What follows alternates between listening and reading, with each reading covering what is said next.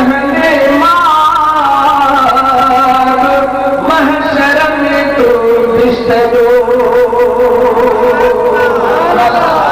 ओ जाग सुनी जाग जाग सुनी जाग तमाशा थी सदई बच्चा बच्चा थी कह रही रोके कुफर की जुबान ये सदे थी क्या वही बच्चा बच्चा थी कह रही जाग सुनी जाग ओ जाग सुनी जाग तमाशा थी सदई बच्चा बच्चा थी कह रही रोके कुफर की जुबान ये सदे थी क्या वही बच्चा बच्चा थी कह रही तो के पढ़ने भेड़ से समझे मौत से घर का है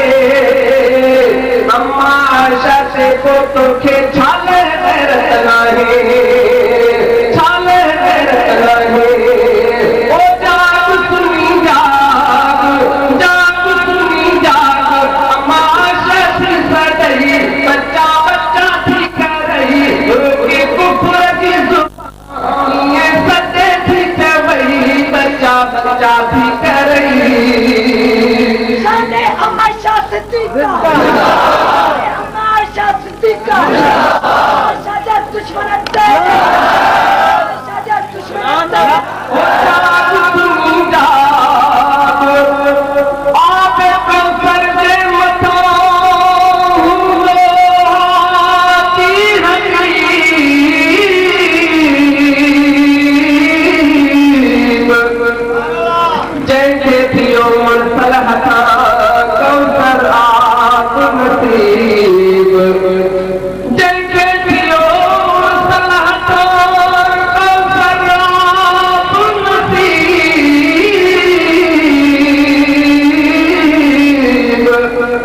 इंसान तो हो अजीब भी शहदा देखे यकीन महशर में जे आवे कौसर तो खेतीड़ो आहे महशर में जे आवे कौसर तो खेतीड़ो आहे अम्मा जे को दुश्मन खां हर रातो छेड़ो आहे ओ जाग सुनी जाग जाग सुनी जाग अम्मा आशा थी सदई बच्चा बच्चा थी कह रही रोके कुफर की जुबान ये सदे थी क्या वही बच्चा बच्चा थी कह रही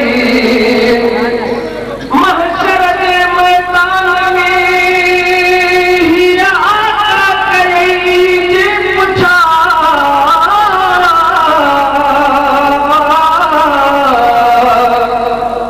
मुझे घर जे मथा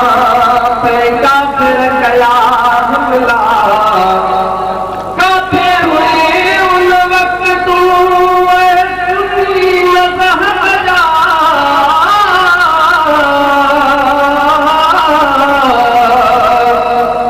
उते दी जवाब तुझा